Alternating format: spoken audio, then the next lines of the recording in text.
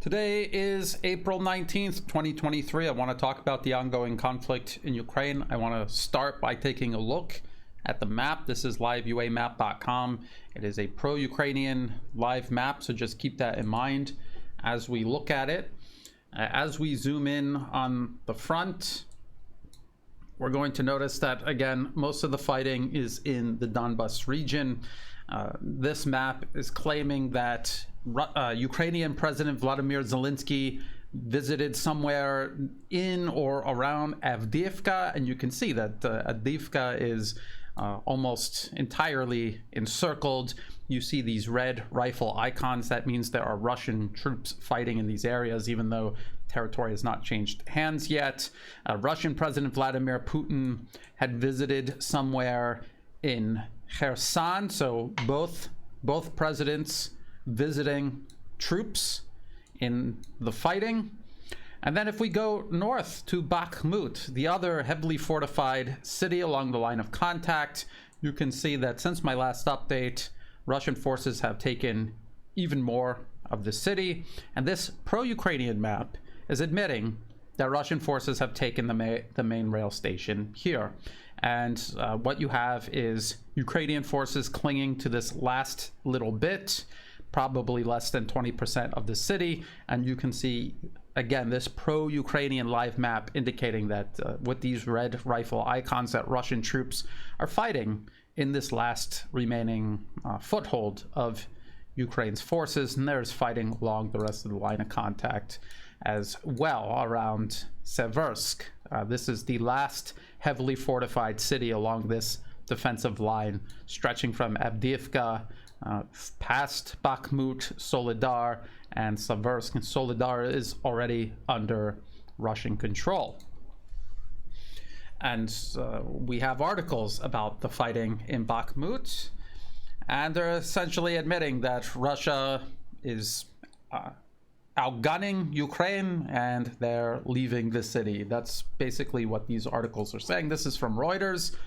Russia increases shelling airstrikes in Bakhmut. And this is according to a Ukrainian general. And it says, Russian forces are stepping up their use of heavy artillery and airstrikes in the devastated eastern Ukrainian city of Bakhmut, the commander of Ukraine's ground forces said on Tuesday of this week. And the part about airstrikes is particularly important to note.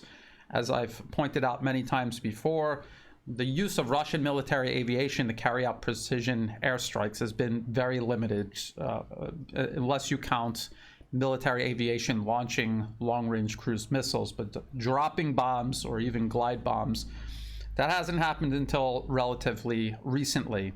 And it's a combination of having these glide bombs available. It's also a combination of Ukraine's air defense systems being worn down. This conflict of attrition taking its toll over the long term and depleting Ukraine's means of defending its airspace, especially force protection along the line of contact.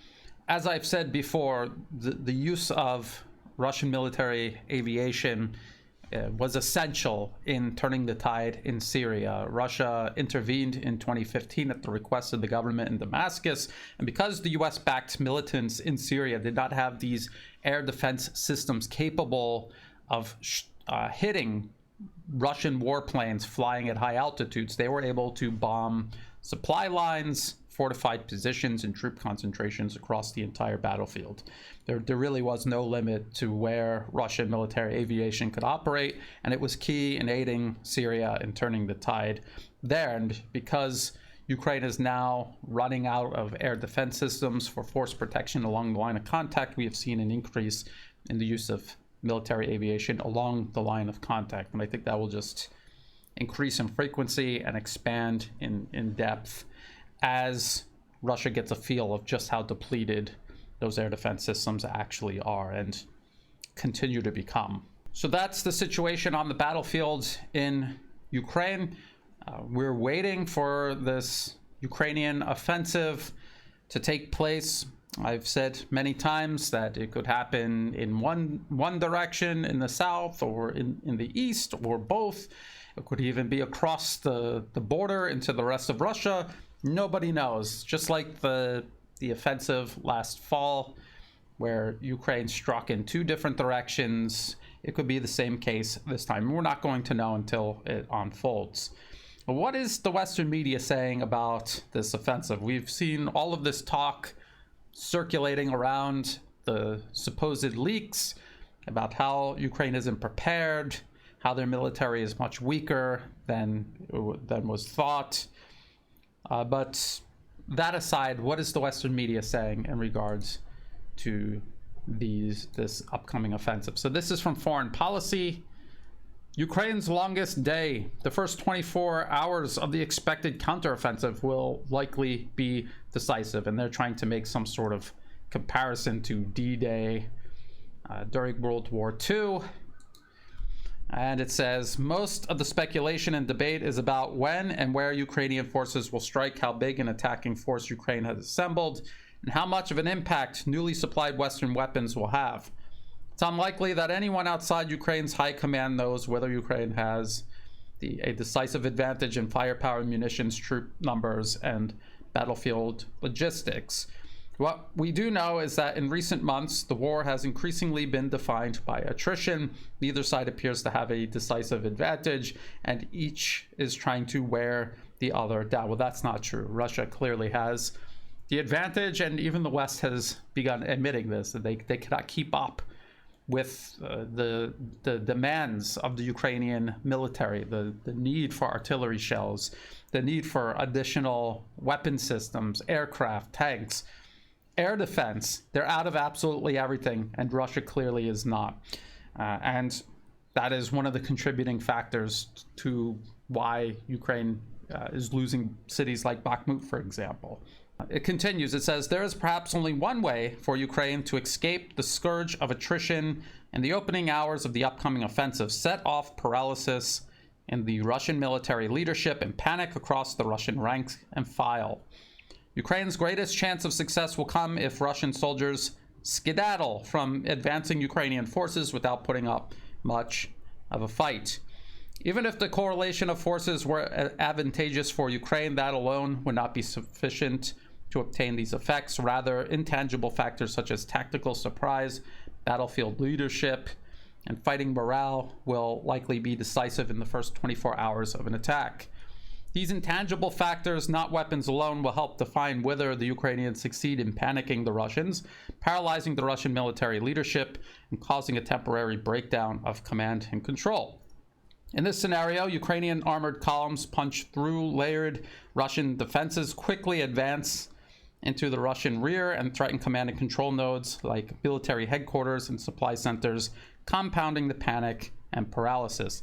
This kind of breakdown on the Russian side is exactly what took place during Ukraine's lightning counteroffensive in September 22 in Kharkov Oblast, except that is not what actually happened. I'll get into that in just a moment. It says the Ukrainians had set the conditions for the attack with a campaign of artillery attacks. Then, even though the Russians had observed the Ukrainian buildup, the attackers achieved tactical surprise, committed superior numbers, caused temporary panic, and set off a breakdown in Russian command and control. Again, this is not what happened. All of this delayed the speedy dispatch of Russian reserves that might have steadied the front line. As a result, Ukraine liberated more than 6,000 square kilometers of Russian-occupied territory in 10 days. The first 24 hours of that offensive were decisive, as the initial Ukrainian advance and exploitation of the breach in the front line triggered chaos and panic on the Russian side. In the upcoming spring offensive, Ukraine will likely attempt to replicate the Kharkov offensive's lightning character. Only in Kharkov, there were hardly any Russian troops committed there at all. There was no real Russian presence. The actual Russian military was not in the area where Ukraine attacked. It was smart for Ukraine to attack there because there were no Russian forces. It gave them this tremendous political victory. But even though there were few Russian troops in the area, as Ukrainian forces were advancing across the battlefield out in the open, out from behind their defenses, because Russia has this advantage in long-range weaponry, they actually took out a very heavy toll on the Kharkov offensive. It was somewhere between 2 and 3 brigades worth of men and machines. And in Kherson, where there was a significant Russian military presence, there was no breakthrough, and Ukraine lost even more. I would say probably around 5 to 7 brigades worth of men and machines. And I agree that if Ukraine can find somewhere along the line of contact as equally undefended as Kharkov was last year, they're probably going to be able to break through and take a significant amount of territory. The problem with the whole Kharkov offensive was once they ran into a significant number of Russian troops, the offensive ground to a halt. And the Oskil River basically created a boundary where the front line solidified and hasn't moved in Ukraine's favor ever since. As a matter of fact, Russia has actually taken some of that territory back. Where along the line of contact now is Ukraine going to find that opportunity? And I think that will be very difficult to find. And that's because Russia has mobilized an additional 350,000 troops. That's in addition to the 200,000 troops or so that Russia committed to the special military operation in the first place. And the foreign policy piece even admits that. It says, of course, Russian defenses will need to be overcome first. A Ukrainian intelligence officer shared a detailed description of echeloned Russian defenses in the south of the country, a formidable network of minefields, pyramid-shaped concrete blocks known as dragon's teeth, anti-tank ditches, dugouts, and trenches. And this is actually much more extensive than the defenses around Kherson, where Russian troops stood and fought and took a heavy toll out on Ukrainian forces until they made the decision to withdraw from Kherson city to the east bank of the Dnieper River. So it continues. What's more, since the defeat in Kharkov and retreat from Kherson, Russia has now deployed a greater number of troops along a significantly shorter front line. And that was part of the reason they left Kherson city, was because they wanted to shorten the line of contact and concentrate as many troops along it as possible. And they're admitting that complicates any sort of Ukrainian offensive. So how are they going to get through all of that? The article continues. The more likely avenue to success is for the Ukrainians to force the Russians to abandon their defensive positions without much of a fight, perhaps by triggering a panic that their position got flanked and are now in danger of being cut off and encircled. And I agree that if they can create the conditions where that's a possibility, Russian forces will not panic. They will actually make the decision to leave that position rather than face the potential of being cut off, encircled, and captured in large numbers, or to suffer heavy casualties. That might be accomplished by finding a spot in Russian defenses where the layers are weaker, significantly attriting Russian forces with localized and temporary fire superiority, and advancing into the defenders' rear. This may be the only realistic option for Ukrainians to achieve a quick and deep strategic breakthrough. And then this is how it concludes. It says, the first 24 hours of the upcoming spring offensive may indeed be the longest day for Ukraine. In the long run, Ukraine's armed forces will have a tough time escaping the crucible of attrition of this artillery-focused land war. Ukrainians could achieve tactical success if they are able to cause paralysis in the Russian military's leadership and panic among troops, triggering a rout in the opening phase of the counteroffensive. Whether this will be sufficient for Ukraine to achieve long-term strategic gains, let alone win the war, is another question entirely. And I would say that it's not. Again, they're admitting this as well. This is a war of attrition. It's not a war of territorial conquest. So if your offensive is aimed at simply grabbing territory and not at actually changing any of the conditions that are causing you to lose this war of attrition, then as soon as your offensive ends, no matter where on the map it ends, if it doesn't end in Moscow with the complete destruction of the Russian military, then Russia's going to have the advantage still in this war of attrition. They will regroup and they will refocus their overabundance of long-range weaponry on these now depleted Ukrainian forces. And remember, after the fall offensive last year, Ukraine has been sitting around up until and including right now, waiting for NATO to transfer another army's worth of equipment to them. They have been struggling to train up another army's worth of manpower. After this offensive, they're going to be right back in the same position. And NATO, each time they do this, they are less and less able to effectively replace these losses. There's an accumulative impact that this is having on Ukraine and its Western sponsors. And you can almost sense that the collective West understands how difficult the situation is that they're in, that even if the offensive is fairly successful in terms of grabbing territory, they still have this problem with the fact that this is a war of attrition, and that the offensive really isn't going to change any aspect of that in their favor. We have op-eds like this. This is an astounding op-ed from The Guardian. Freedom needs to be better supplied than tyranny. If democracies stand firm, Putin's war on Ukraine will fail. And if you look at these names, these are all senior diplomats, senior military leaders. It includes James Jones. He's a Marine Corps general. He was actually the Marine Corps, the commandant of the Marine Corps when I was in the Marines. And so these are people who should know better. And yet I'm going to share with you what's in this op-ed, and I'm going to show how empty this advice is that they've given. Under the headline, it says, "We are diplomatic and military experts from across Europe, and we say give Ukrainians more arms or risk a terrible stalemate." And as we've discussed, and as I pointed out, even among the Western media, they are out of weapons. They are out of weapons to send Ukraine. And the possibility of expanding military industrial output in the near and intermediate term is non-existent. That cannot happen.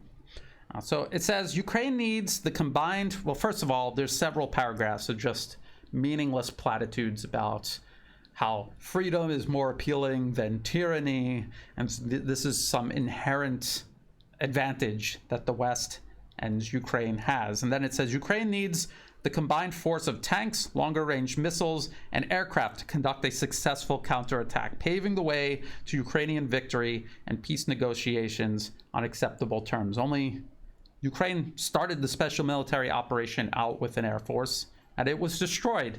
And any aircraft that NATO transfers to Ukraine are going to be less effective because the pilots will not have nearly enough time to train on them and become effective operating them. They will never exist in numbers larger than what the Air Force started out with in February last year. And these planes are just as prone to being shot down by Russian air defense systems and their own military aviation and things like tanks. They're out of Soviet era tanks to pass over to Ukraine that they had experience operating and sustaining on the battlefield.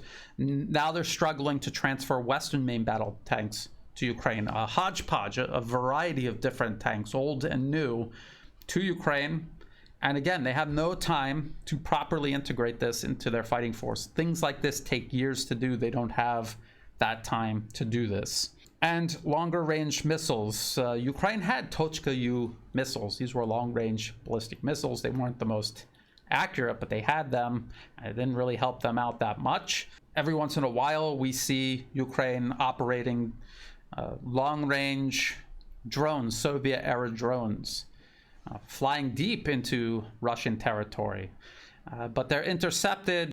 Whatever damage they cause is minimum. They simply don't have the numbers of them to have any sort of strategic impact. So even if they gave over a large number of ATACMS, there's a limited number of launchers to launch them. They're only going to be able to launch a certain number of these at a time, and Russian air defenses are going to be able to at least diminish the number that are hitting on target, and they're not going to have nearly enough of these firing often enough to make any sort of strategic difference. It's not like the hundreds of Iskander missile systems that Russia has involved in this conflict. And then again, after claiming that, freedom is more appealing to Russia's tyranny, this is what it says. It says, in many parts of the world, China and Russia are successful in convincing governments and publics of their narratives, blaming NATO for the war in Ukraine and accusing US and European allies of neo-colonial practices and double standards in their foreign policies. One-off actions will not suffice. Instead, we need to shine a spotlight on Russia's and China's malign activity and work on our partnerships with countries in Africa, Latin America, and Asia by constantly engaging with them, continuing to address past failings, and fulfilling the promises we have made, including on climate finance and more inclusive international institutions. After the end of the Cold War, many government bodies became non-strategic. To compete successfully in this new era of rising geopolitical tensions, we need to reform our foreign ministries, as well as develop aid and trade agencies and better align their efforts. And these are all things that even if they were serious about doing, again, would take years to do. We're talking about the offensive, the spring offensive. We're running out of time for spring, and then it's going to be summer. So they're talking about we need to give Ukraine support for this offensive, and then all of their solutions are things that are going to take years to implement, if they even are serious about implementing them in the first place. So again, more empty rhetoric. Then it talks about more sanctions. It says on the economic front, the EU, the US, and international partners implemented stinging sanctions with unprecedented speed. They significantly degraded Russia's military capabilities and weakened its economic prospects. And if any of that was true, they wouldn't be writing this op-ed. They wouldn't be here trying to come up with a solution to the problem they have if they actually did degrade Russia's military capabilities and weaken Russia's economic prospects. It goes on and it says, but as a global financial center, the UK has more work to do on sanctions implementation, since the current sanctions regime still has too many holes. By boosting reverse south-north gas flows from suppliers across the Mediterranean, Italy can help strengthen European energy security and mitigate the ripple effects of Russian energy warfare. And there is no Russian energy warfare. There is the Europeans cutting themselves off from Russian imports that used to supply cheap energy for Europe. Now that was their decision to put an end to that, and they have no solution for that. And I was just looking around to try to figure out what they were talking about. Reverse south-north gas flows, and I saw this Reuters article from October last year. Europe's alternatives if Russia shuts off gas supply. Well, Europe shut it off for Russia. And if you come down, you're going to see that a lot of their solutions are infrastructure projects that will take huge amounts of resources to invest in them, and it'll take years to construct them. So these actually aren't solutions for right now. This will have no impact on the conflict in Ukraine right now. So this is you see they're trying to address one area after the other: military, diplomatic, economic, and in each case they have no solution for all of these problems they now face in this proxy war with Russia and Ukraine. And then this is how the op-ed concludes. It says, Putin launched his full-scale invasion of Ukraine in the erroneous belief that Ukraine would be defeated within weeks. Well, that's just not true. If you have been paying attention, you saw Russia preparing years in advance for a large-scale, intense, and protracted military conflict, most likely in Ukraine. We were watching them prepare for that. And so they knew that this was going to be the nature of the fighting, and they are prepared for it. It's the West that is not prepared for it. And then it says, more than a year later, Ukraine's unity and resilience in the face of Russia's aggression has shown the country's remarkable strength. Instead of ruling an empire, Putin has become an international outcast, facing an arrest warrant for his war crimes issued by the International Criminal Court. They don't mention that no one takes this seriously. And again, they're saying this after they admit most of the world actually finds Russia's and China's explanation and narratives more compelling than the West's narratives. So they're even contradicting themselves here.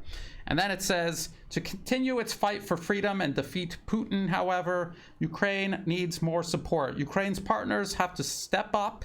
When freedom is better equipped than tyranny, its victory is assured. And again, looking at the people who wrote this op-ed, And if you go down to the bottom, they have a little mini bio for them. You can see they're all high-level diplomats or former military leaders. And that's the best that they can come up with. Virtually no solutions at all. They were just empty platitudes, empty rhetoric. If Russia's military was degraded, if their economy was truly in tatters, they would not even be writing this op-ed in the first place. They're writing this op-ed in the first place because they realize the support they're giving to Ukraine is inadequate. And they're talking about finding more support for Ukraine. But when you're talking about an ongoing conflict and you simply don't have the military industrial output to feed into it, then there's no solution. There's no short-term or even intermediate-term solution for that, except perhaps direct military intervention with absolutely everything the West has left at its disposal, including its own trained manpower. And if you have been following geopolitics for any length of time, and if you followed the US proxy war against Syria from 2011 onward, you will recognize what this is. These are the same sort of desperate, vapid narratives and commentary that you saw toward the end of the US proxy war against Syria, when it really began falling apart. And I distinctively remember when Russia first intervened in 2015. I remember the headlines where they said Russia's military is weak, incompetent, it's going to fail. I found two really great articles from 2016. This one from The Atlantic, the danger of Putin losing in Syria. If Russia's military adventure unravels, what happens next? And this is January 2016, and it says, in Washington, Putin was widely seen as wading into a quagmire. And I remember everyone saying that Putin's got Russia into a quagmire, another Afghanistan. According to The Economist, if America's Syria watchers agree on anything, it is that the Russian campaign, which has enabled Mr. Assad's forces to make only minor gains, will fail and thereby encourage Russia to give up on its proxy. Except the exact opposite happened. Syria, with Russia's help, took back all of the major population centers, except for Idlib, west of the Euphrates River. The proxies have been pushed to the edge of the map. And only this remaining U.S. occupation in the east of Syria is kind of the linchpin holding what's left together. And even that is under threat right now. Actually, this one is from 2015, Washington Post. Russia's military is unlikely to turn the tide in Syria's war. Okay, and it says Russia has triumphantly plunged into Syria's 4-year-old civil war with an expanding campaign of airstrikes, but the official euphoria here masks a nagging question. What can a limited deployment of Russian air power actually accomplish? Well, apparently it can end a US-sponsored proxy war, because that's what it did. The article continues, in the short term, Russia's military will provide desperately needed air support and boost the morale of Syria's battered army. The Syrian military will likely go on the offensive against moderate and Islamic rebel groups, including the Islamic State. They were all terrorists. There were no moderate rebels. But unless it is significantly strengthened, Moscow's contribution is unlikely to be decisive in the war, analysts said. While Russia boasts its military is stronger than it has been in 25 years, its forces still grapple with aging equipment and have a weak partner in the poorly trained Syrian army. There is also tepid support among the Russian public for a lengthy conflict. And all of these predictions continued all throughout the proxy war and all the way up until the end. The Western media claimed that Russia wasn't going to be able to change the outcome of the proxy war, that the Syrian government would collapse and the US-backed opposition would prevail. And of course they didn't.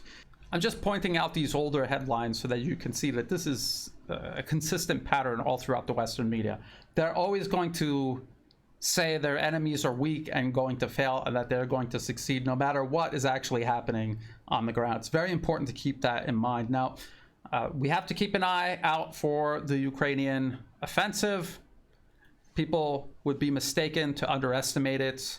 The ability for it to actually take territory, it's something that they are tailoring the offensive to specifically do, and it's something that Russia is not interested in preventing. All Russia wants to do is destroy as much of the Ukrainian military as possible, even if it means giving up some territory. They have done that. They will do that again because they know at the end of the day, this attrition is having an accumulative effect, and eventually there's going to be a general collapse of Ukraine's fighting capacity. No matter where the offensive ends on the map, it's going to end on the map with a depleted Ukrainian force that NATO is struggling more and more to help replace those losses. So we'll keep an eye on all of that. And in the meantime, if you thought this video was useful, please like and share. Think about subscribing to the channel. It's free to do, and it helps the channel grow. Check the video description below for other places you can find and follow my work. In the video description, there are also all of the links that I referenced in this video, as well as for ways you can help support my work. I do not monetize my YouTube channel, so if an ad pops up, please feel free to skip it because it's not helping me out at all. If you do want to help support my work, please do so through Buy Me a Coffee and also Patreon. Again, the links to those two platforms are in the video description below. And to everyone who has been helping out, whether it's one-time donations, donations month to month, or even if you're just helping share my work with others and getting the word out there, that's all greatly appreciated. I couldn't do this without that support, so thank you. And as always, thank you for watching.